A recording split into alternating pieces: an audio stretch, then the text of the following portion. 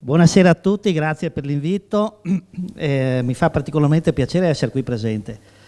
Questa sera però in primis voglio salutare non le istituzioni che sono presenti con gli amministratori, con i sindaci, ma gli imprenditori. Gli imprenditori proprio legati in un comparto come quello del commercio, dei servizi, che in questo momento è quello che sta pagando più di tutti questa crisi del Covid. E quindi grazie a voi che siete collegati, perché questo è un momento di crescita, è un momento di opportunità che la Camera di Commercio assieme ad Ascom Treviso ha voluto mettere in campo per dare delle opportunità e per mettere in campo i nuovi strumenti di comunicazione,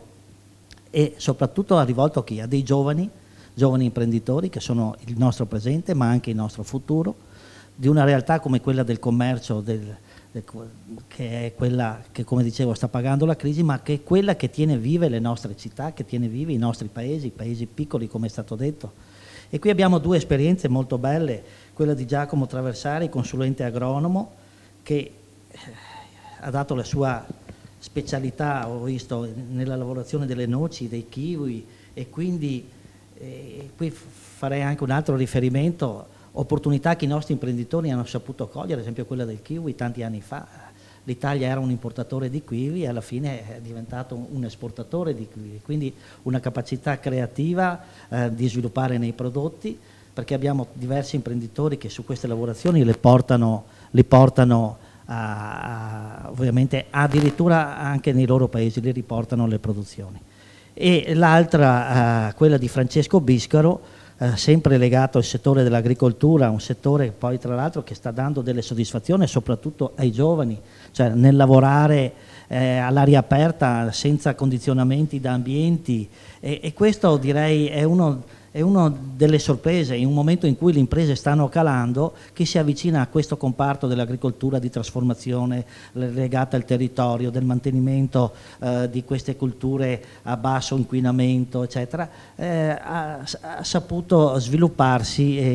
e credo che vada tutto il merito di quello che ovviamente un'associazione spende per far crescere la propria categoria. E questi sono valori che direi rientrano nei compiti delle associazioni anche di categoria, cioè non c'è solo il business, ma ci sono anche quei valori legati al territorio, all'ambiente, che sono molto, direi, ricercati dal consumatore, e che quindi dal punto di vista imprenditoriale ti danno anche una prospettiva di crescita e anche di esempio per futuri altri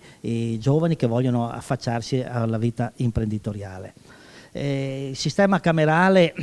e quindi come Presidente di Camera di Commercio ma come imprenditore in questo momento siamo molto vicini alle nostre imprese, perché la comunicazione al giorno d'oggi è tutto, e questa pandemia ci ha permesso in tempi rapidissimi di poter sfruttare questi strumenti di comunicazione, e magari una conferenza come questa sera in presenza si aveva la presenza di 20-30 persone, magari con fatica, ma invece in questo caso riusciamo ad avere una platea molto più ampia, apriamo degli orizzonti, delle opportunità di conoscenza, di relazione e di crescita e di sviluppo che sicuramente sono al giorno d'oggi direi indispensabili per mantenere viva un'impresa, per poterla farla crescere. Quello che ovviamente è la competizione del mercato con i grandi network chiamiamoli network, ma potremmo chiamarli grandi piattaforme di vendita e-commerce. Ecco, questo è un primo approccio che noi vogliamo fare assieme ad Ascom per far sì che questi strumenti siano sempre più conosciuti, sviluppati all'interno delle nostre piccole realtà.